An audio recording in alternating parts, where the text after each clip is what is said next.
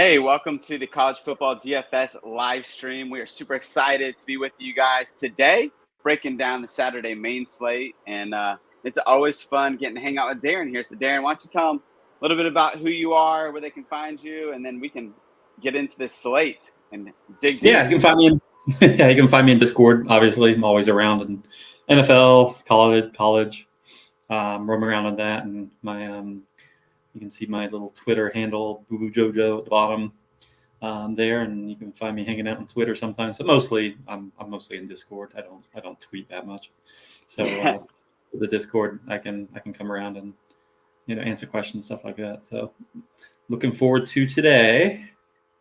Yeah, man, it's gonna be fun breaking down the slate. I feel like there's a lot of good values here, and some pretty clear directions, breaking it down to hopefully 15, 20 players, right? And so see if we can find some value and some good low ownership percentage and help our people out. Yeah, we need it today, big time. That's a lot of chalk. Yeah, for sure. All right, you want to take the driver's seat on this one? All right, I'll start the car. All right, so FSU at Boston College, we got a total of 49.5, and FSU is favored by 26.5. Looks like the Benson show on FSU side.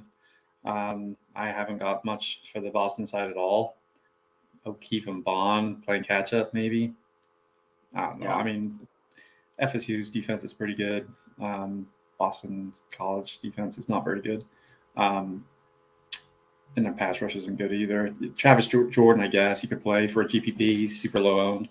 You could go that route, and if you want to fade Benson, play a lineup, play him naked. He runs enough. You could play him and Coleman. Coleman's a stud, but how much is he going to play? Could he go crazy in the first half? Of course. I like Coleman a lot, but it's like, God, I just hate these monster spreads. It's just so tough. Sometimes they'll go crazy, and then some other weeks they won't do much at all. They don't have to play, and the third, fourth, fifth string receivers kind of go that. So it's kind of an ugly game. Benson, 3 touchdowns last week. Could he do it again easily this week? But if I was playing GPP, I don't mind a Travis Jordan, Coleman to be different, to get off Benson a little bit. But Benson isn't that highly owned. So there's so much value there. So I'll let you take it away. What's your thoughts on this game?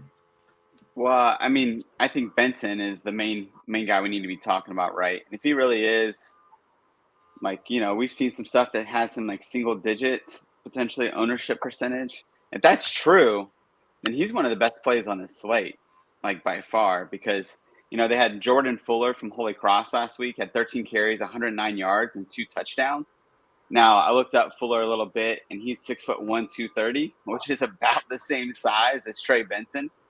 And so this feels like a smash play here with Trey Benson. I mean, like you said, you could play Travis. You could, the quarterback last week had a lot of rushing yards for Holy Cross as well. So you could do that. You could play him naked, like you said. But Benson seems to be the most clear-cut play here in this game. And then Boston College, man, I'm just fading that whole thing for sure. Yeah, that's ugly. Total sucks. All right, let's get on to a little bit of a better game. Louisville, Indiana. So Thrash is kind of chalky, to say the least. He looks like he's going to be the highest owned player on the entire slate this week. I really like him. I don't really care. I can get different somewhere else. Louisville, by the way, sorry, the total is 52.5, and Louisville is favored by 10. So it's not like a crazy spread, a little bit closer game. Plummer has had one good game, one bad game. This looks like a good game environment for him. Looks like they're splitting a little bit in the running back with Jordan and Guardando. I can't say his name. I don't mind Lucas, the running back on the end, Indiana, on the other side. So if you're doing a little mini stack, I don't mind a Plummer Thrash coming back with Lucas. Lucas looks like he's got the backfield by himself, basically. Doesn't have too much competition. So I don't mind that at all. And Louisville's pass rush is not very good. And but they're actually pretty good against the run overall. But the totals there. Lucas is talented as far as a comeback. But Thrash, it's like everybody else. He's my favorite play on the slate. 5,900s steal. I'll get different elsewhere, but he's a good receiver. Yeah, I mean, he's the guy that we talked about before, right? Jeff Brom, wide receiver 1, that role, Charlie Jones, David Bell. We don't have to rehash all that, but it's a role that just has a lot of volume and a lot of production. And so it's hard to go against him. And he's another guy. I mean, I think he's, like you said, he'll probably be the chalkiest guy in the slate, but can you fade him? Like, probably not, Not at right? that price. And yeah, I like Jawar Jordan quite a bit at 5.5K. He's a Okay. guy that 17 touches, 230 yards, and like 3 touchdowns on the year. I mean, he's averaging 24.5 points a game. Now, the big risk with him, right? Like in cash, I don't know if you can play him because he might get 9 touches for 30 yards and nothing, right? He has high bust potential. But you're talking about a guy that could break the slate. Jawar Jordan's the type of guy that can, because he's going to have almost no ownership percentage. And yet he's going to, he's got some potential here to just put up crazy big numbers. So, Right. I mean, we'll see. The matchup's okay. It's not terrible, right? Like the Ohio State running backs had some success, but like you said, he's splitting snaps, right? So there's always that risk. But in GPPs, like our boy Jawar Jordan, he could do something for sure. I like Jalen Lucas as well. I think that was a really good call too. So, and we got Father Whale in the building with us over here. So just want to give him a quick shout out. He's always great in the Discord. Always fun to have with us. So appreciate you joining us. I like Father Whale. All right, let's get on to the next game. Not a bad game. Kansas State against Missouri. We got a total of 48, and Kansas State favored by 5. Got Howard at quarterback on Kansas State.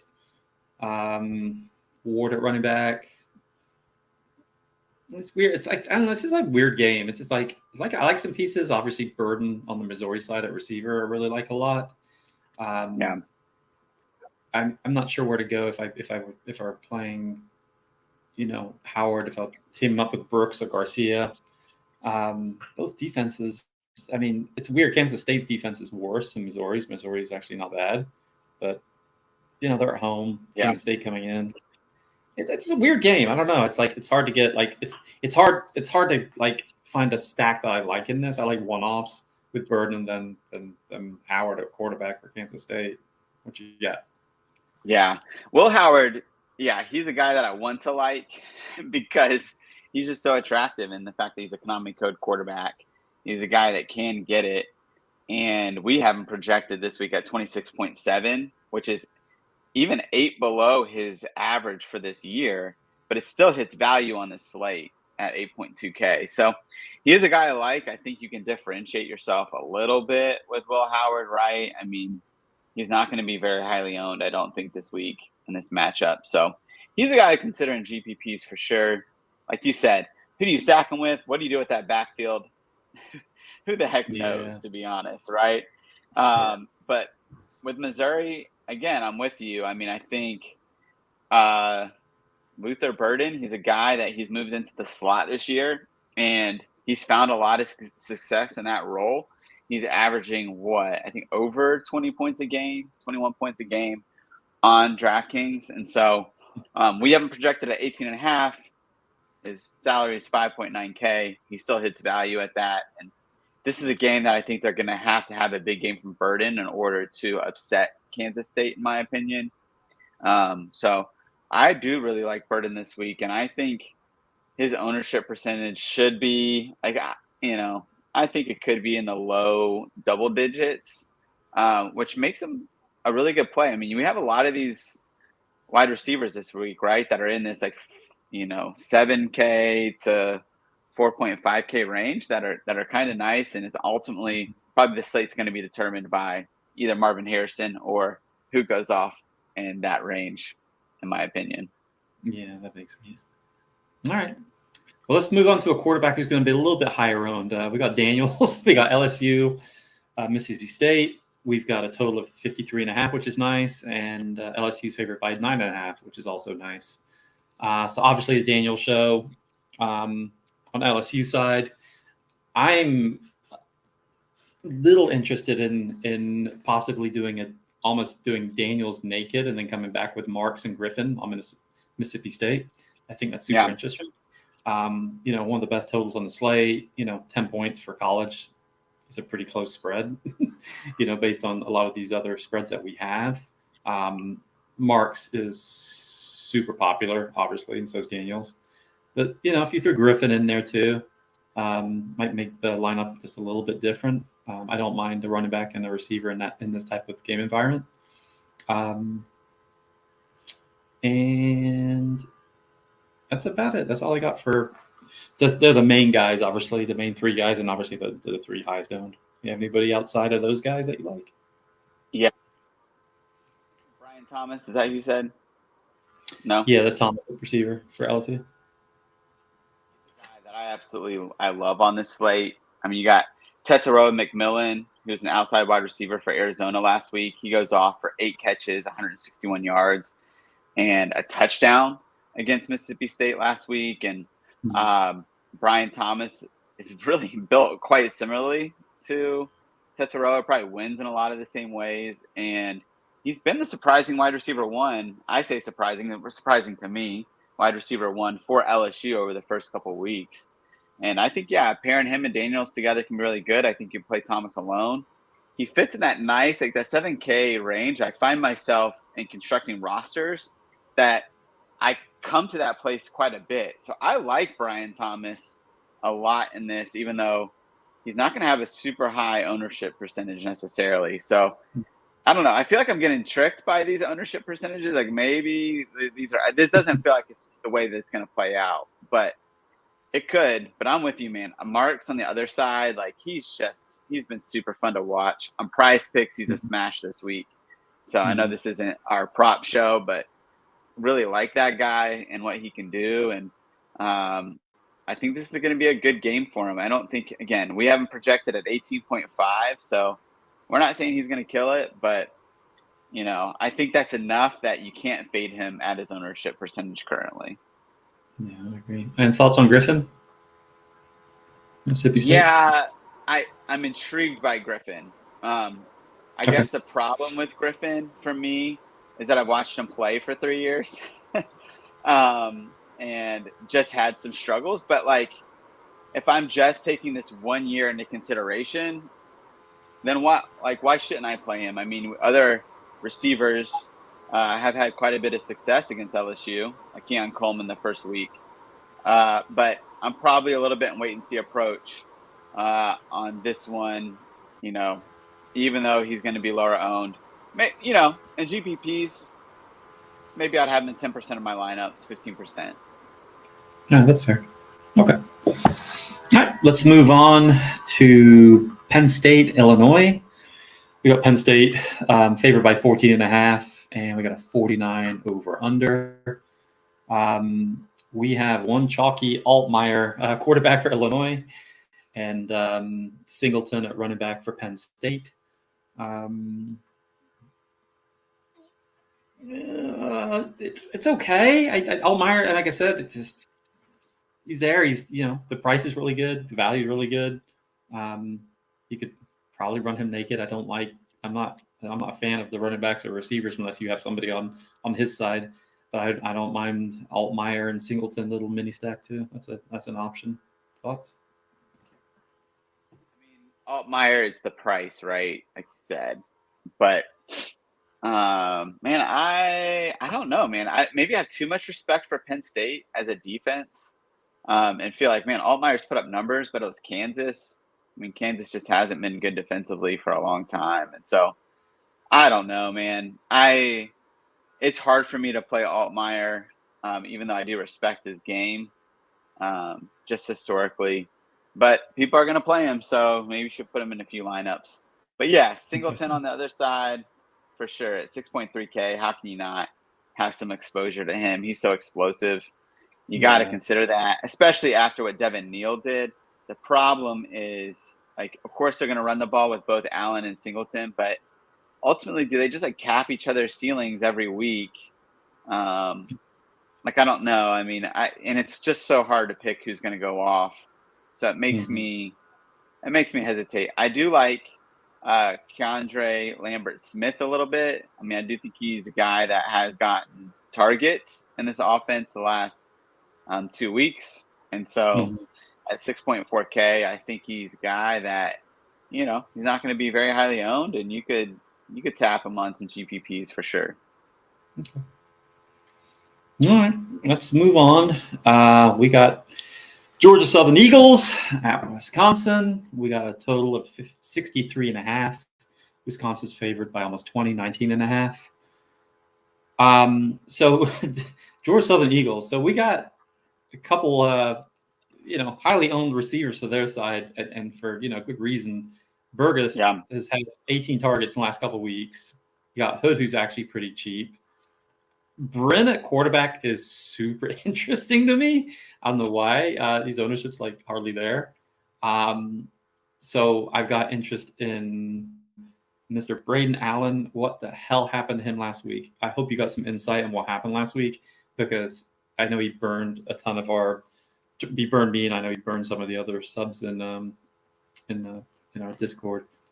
Thoughts? What you got? Let's start with Allen. What the heck happened last week? They're splitting carries in that backfield one. And so it's a backfield that is going to be a little bit tricky. I mean, he still got 6, 7 catches. So we like to see that.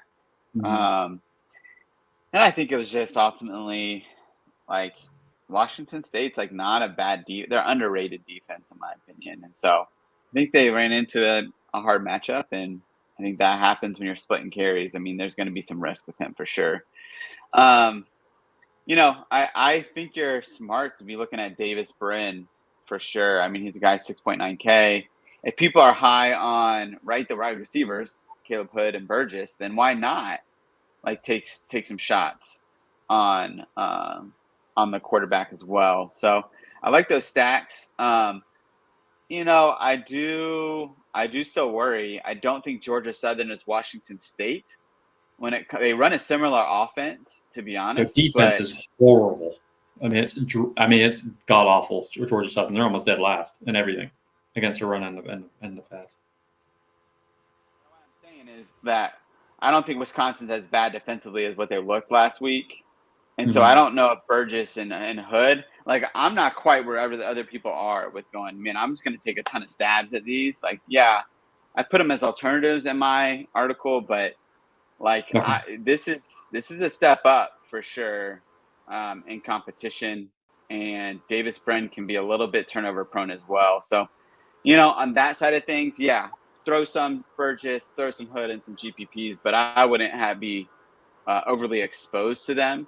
And then on the other side, man, Wisconsin, both of these teams, Georgia Southern and Wisconsin, traditionally running schools, right, that are moving towards air raid style offenses. This is very interesting to me. And Wisconsin, yeah, I mean, you can play them across the board. I mean, you can play Mordecai, you can play Allen, right? I personally, the two guys I like the most are I like Will Pauling. I think he is they are at 5.1K. He's a guy that we have projected at 15 points, right? So I can see him hitting value. And then Skylar Bell is 3K, and he's at 9.9 points. And so those two guys, they're both slot receivers, and Skylar will come in on 4 wide receiver sets and play in the slot. And so I think both those guys are in play for sure. I like Skylar Bell at 3K. If you want to punt play, he's a guy that I'd go after for sure. I think Braylon Allen, yeah, he could have a big week, but so play him if you want. Maybe Malusi's a better play. I don't know. So who to pick between those? So, but yeah. Also, real quick, I want to give a shout out to Ryan and Shane and Teddy that are in the Discord with us as well. They're also here joining us. Got a few comments. Shane, you didn't miss much. Basically, go after Brian Thomas, and then they got some LSU stacks, and Teddy covered it for you in there. All right. I couldn't find the lineups next game. If you have it, let me know. We got Weber State against Utah, and we do have a min-price running back. His name is Bankston, and he runs a ton. Now, Utah's defense isn't like great. It's not bad. It's they're a little bit better against the rush, than they other. Better against the pass and the rush. But man, for min price, a guy who's going to get 16 to 18 carries minimum. I'm interested in Banks, and it's funny enough, I went back and I was looking for video of him, and I was like I watched a bunch of high school video of him. I was watching video of him because there's certain things I look for when I watch video. But like I said, you got a min price guy. Do you have a spread on this? No spread. Yeah, not on FCS games. Okay. Yeah.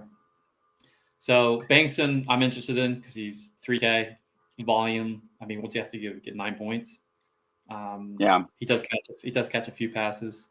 And on Utah side, you got Nate Johnson, the quarterback, and you got Jackson, who's these guys are both really popular. But it could be over pretty quickly. What you got? Yeah, I am conflicted on Bankston. Like, I actually think Utah's a good run defense. I mean, they shut down Florida, and that's what Florida does is run the ball. And so it concerned like that. We had some people in the Discord bring up that, they gave up 75 yards to Dominic Richardson, and but Weber State going from the FCS to like a pretty big time P5 opponent, that's a big jump. And so I think Bankston needs a touchdown to hit value here. And he can get it for sure. He actually, I looked up some stuff too, saw that he led all of 5A high school football in Texas in rushing his senior year. So this is a guy that can run the ball. A little bit of concern for me, though, is that when I looked up some PFF numbers, he actually, he splits, passing downs with another back, because it doesn't seem like he's in there to pass protect at all. He had a 0 rating on pass protection. Oh, wow. On PFF. So, look, Bankston's at 3K, right? He can hit value, no doubt, and he'll play the whole game. So I don't want to poo-poo on him.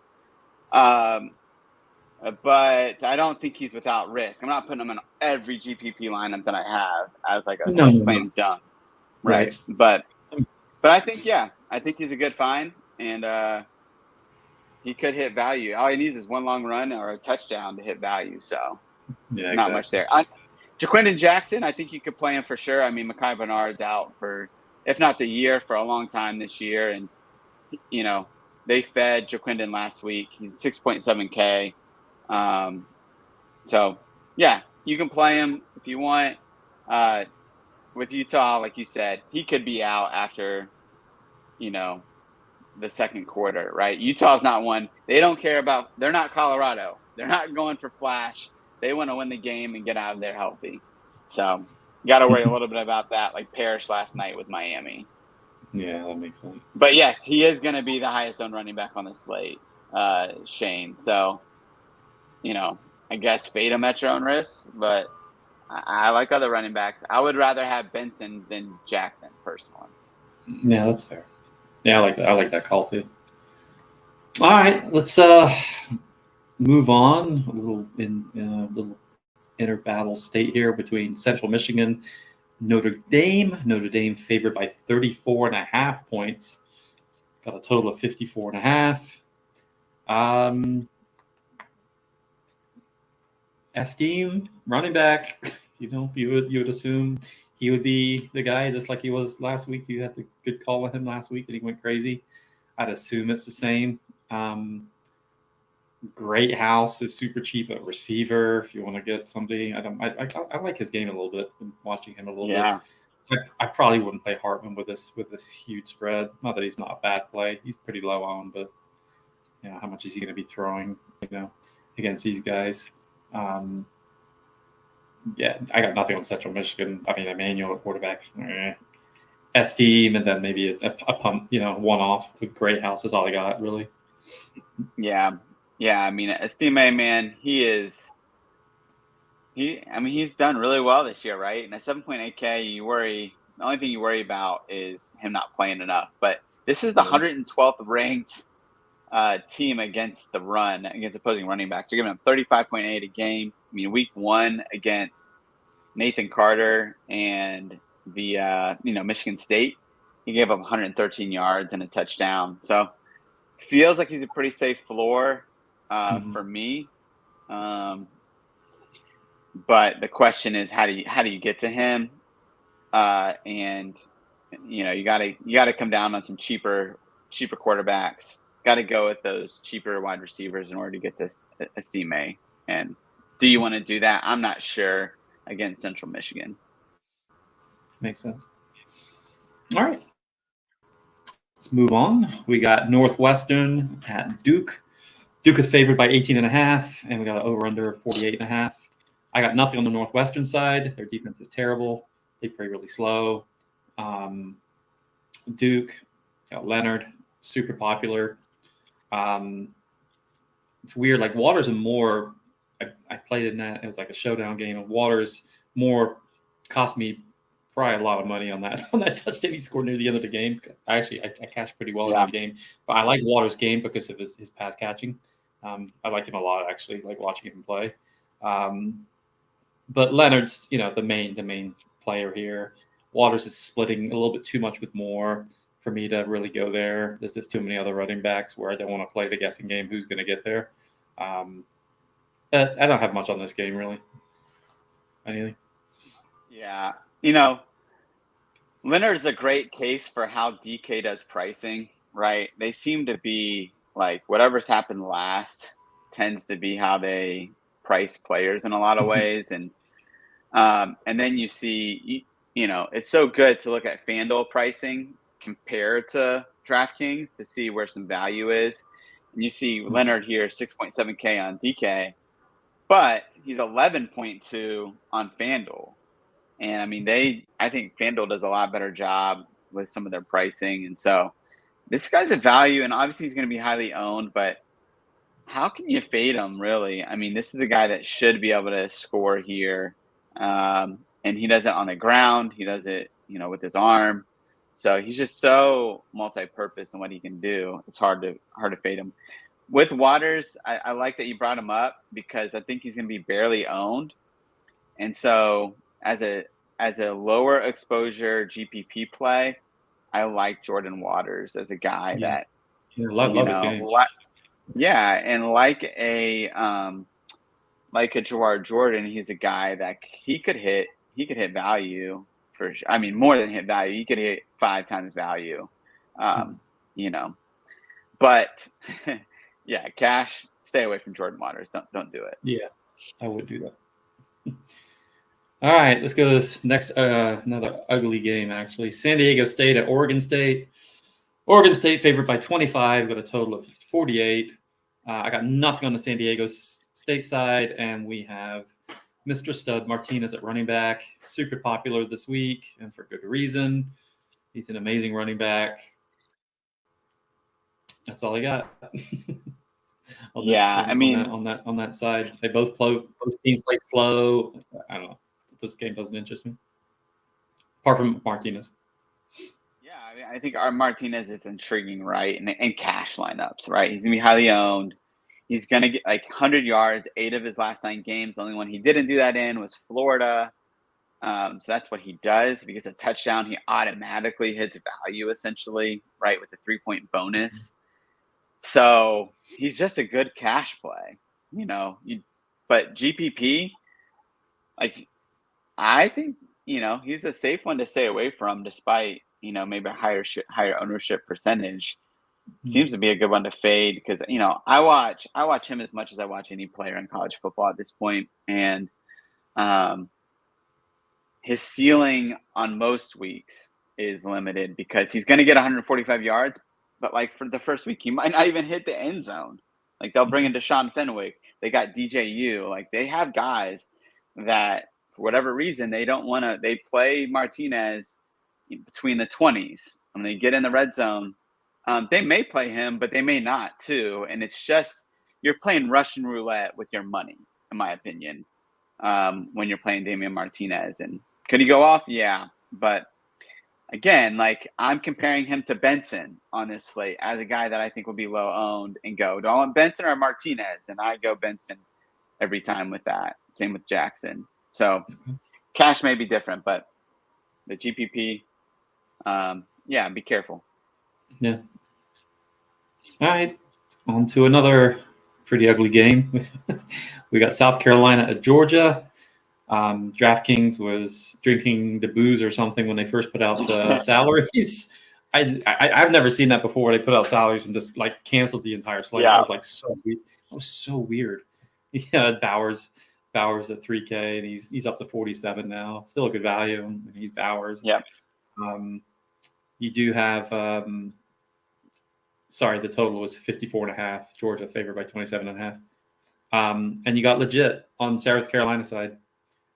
Bowers and legit. It's the only two players I'm really interested in this game. Yeah, and man, it's hard to play any player against Georgia, right? I mean, you can do it, but they both play fast. Both teams play fast. So, like the only, Yeah, for sure. Yeah, I think again, if you're gonna play Leggett, then you got to consider playing, in my opinion, Spencer Rattler as a punt GPP play that you could play and just see if he hits, because he's probably going to have a very low ownership percentage. But I'm not really recommending that because I'm not going to play against Georgia. Brock Bowers, yeah, consider him for sure. But man, he is up and down. And so if this game stays close and they need him, then he's going to go off for 25. If it doesn't, the game script's in their favor of like he's got to play, then he'll hit. But it's risky, man. He's risky. And so he was like that last year too. It's like, yeah, he's up and yeah, I agree. Yeah. All right. Well, let's move on to another big blowout game. 4 in a row, I think here. Got Alabama against USF. So big news was earlier in the chat, it was posted that Milroy was officially benched, and Bushner is going to be quarterback this week. I think his price is like stupid. We got McLennan at running back. USF are almost dead last against everything, rush and receiving. Bushner, McLennan. It's Bama. It is Bama. So, yeah, that's all I got, man. It's just, I hate these huge spreads, man. 30-point spreads are just like crazy. Yeah, it's super interesting. I think this matchup is fascinating to me because this is like the revenge game. Prove we're on top of the world. We're still Bama. We're going to go down to Tampa and crush USF, right? And we get Buckner at 7.1K. This all sets up. Ryan had it in the chat. He's like talking about Buckner. But it's like it all sets up, right, for this to be a smash play. Now, here's where I throw a bit of caution and maybe a wet towel on this is that weather in Tampa, there's supposed to be thunderstorms there in Tampa. And you live in that area. I lived in Tampa, Central Florida for 14 years of my life. Like, it thunderstorms there, and it can be really bad. It can be torrential downpours, or it can be 10 minutes and it's gone, right? You don't know what to do. But I will say, if there's a lot of rain in this game and this all of a sudden becomes a game where they just run the ball, then Buckner can get there to run the ball, but he's not the smash play that he is if it's good weather. And so we just need to be watching weather reports tomorrow and, just see if the weather looks like it is now where it's thunderstorms. This is the only one on the slate that really has bad weather. I will say it looks like the wind is down, so he'll still be able to throw the ball. But,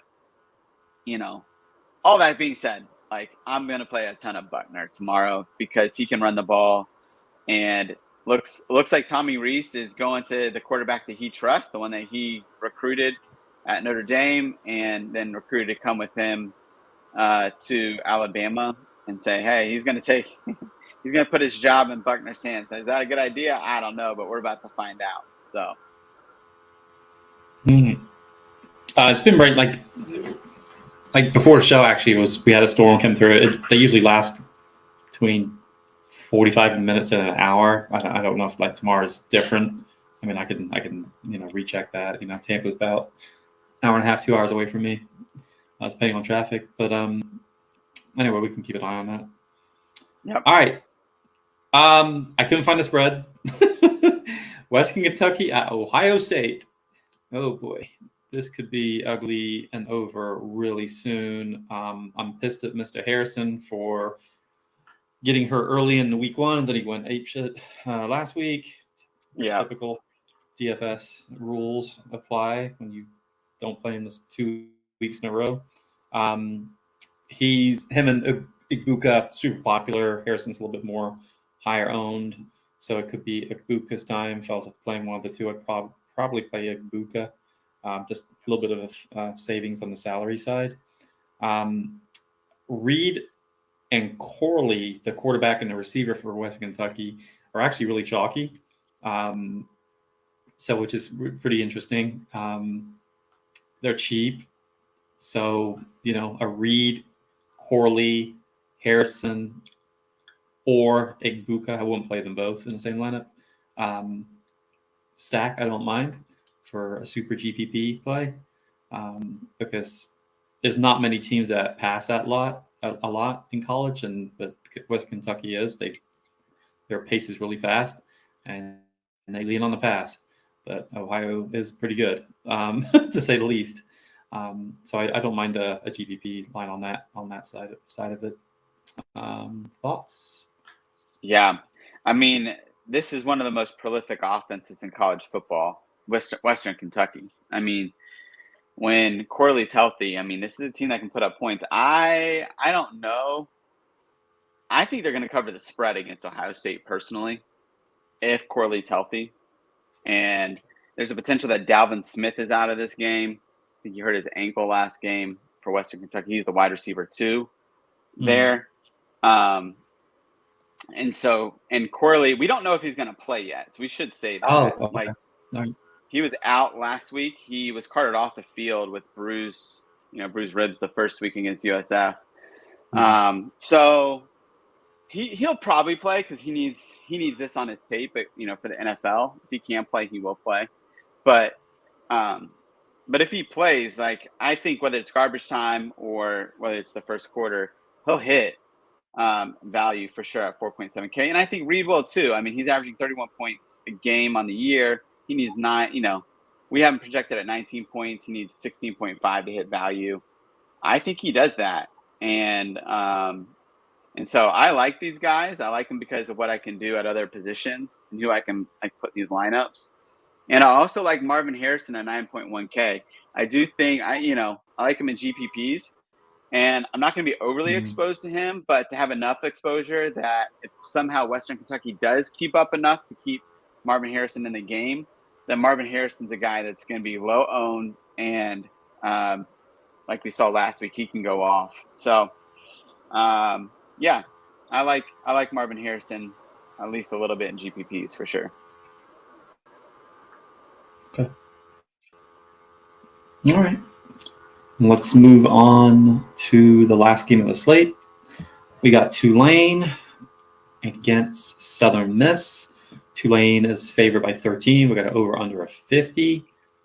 So I watched that game because one of my other wide receiver plays was Brazil, who got a 0 because that Horton quarterback for Tulane is probably the worst quarterback I've ever seen play in my whole entire life. And I've been watching a lot of football throughout my years.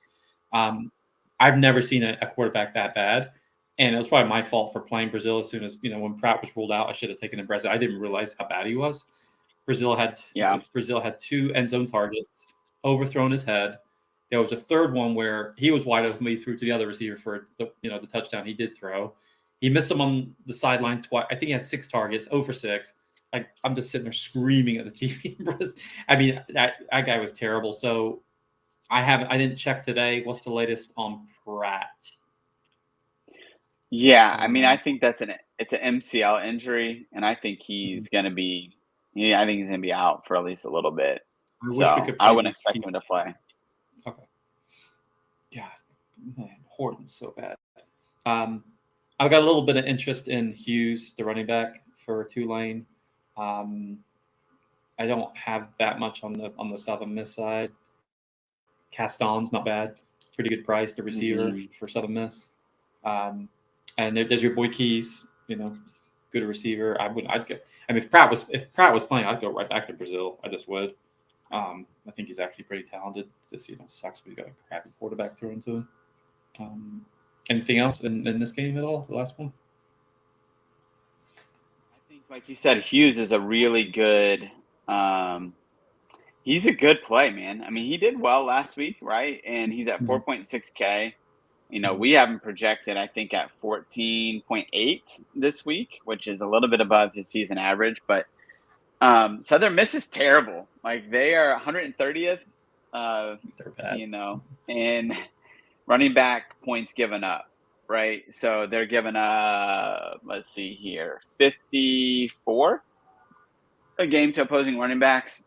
And Mekhi Hughes, I mean, he's the type that, again, we're looking for the guys that are going to take down GPPs. Mekhi Hughes is a guy that could take down the GPP if he, with this matchup at his price range. He's got, he'll be in the teens ownership percentage probably. So, again, we're not going to be overly exposed to him, but 15% of our lineups, like, why not, right? Like, I think this is a guy that I think he's got a pretty safe floor too. I mean, I think he's got that combination of floor and ceiling that could make for an interesting play. So I would even play Mekhi in cash too, to be honest. So It wasn't one of my write-ups, but that's because, Damian Martinez. I got to write him up. He's my boy. So.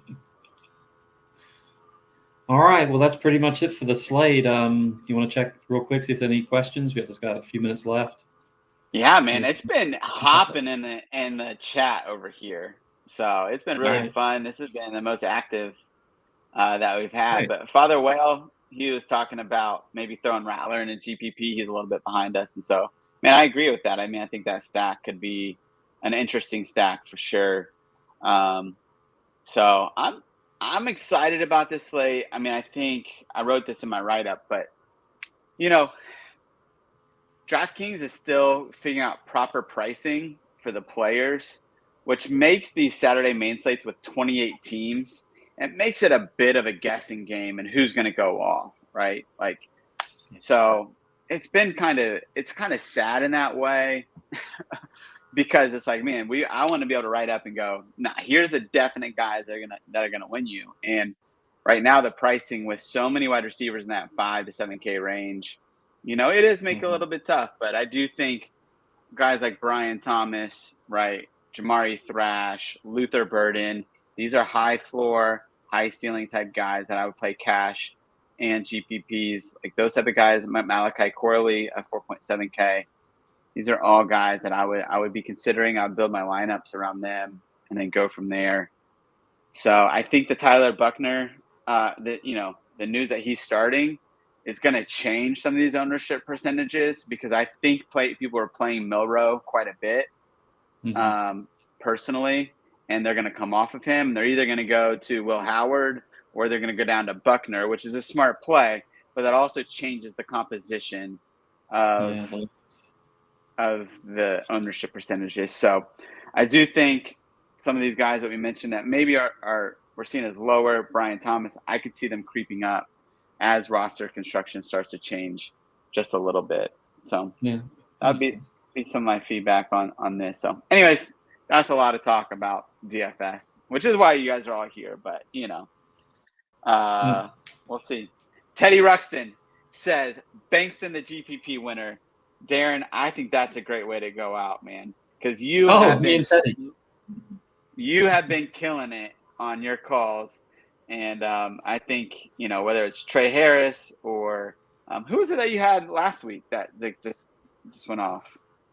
Oh shit, Weasley. Yeah. So Weasley. anyways, you've been having some great calls, man, and it's been really fun to see that. And I think to have our people be able to benefit from that is great. So, hey, a couple quick things before we get out of here. Some housekeeping. Hey, we just have a ton of stuff that we are releasing on Fantasy Points. We have our matchup report. We have our projections every week. We have them for every slate. Man, we got prop shows. We got props articles. We got betting articles. We got betting videos. Like, I'm honestly, I'm super excited about our content. I'm really proud of, with our projections and other things. We're tracking them behind the scenes, and we're doing really good so far. And so, Nice. quick shout out to Zach Hall, man. Like Zach, he's not a face on any of this stuff, but he is doing a lot of the back end work. And I tell you, like, this content, if you like it, it's because Zach Hall behind the scenes is doing incredible work that eventually we'll figure out how to continue to disseminate this to you guys. And but it's good stuff. And so, shout out to Zach on that. But anyways, man, fun conversation, man. Darren, I always appreciate getting to chat with you. And we just get to have the conversations we have privately with everybody else here. And so I'm excited to be able to share that. And so everybody else, man, we'll be in the chat, the Discord tonight, tomorrow. And so look forward to hopefully building some good lineups without some bad weather this week. Yeah, exactly. So, all right, guys. See you guys later. Bye. See ya.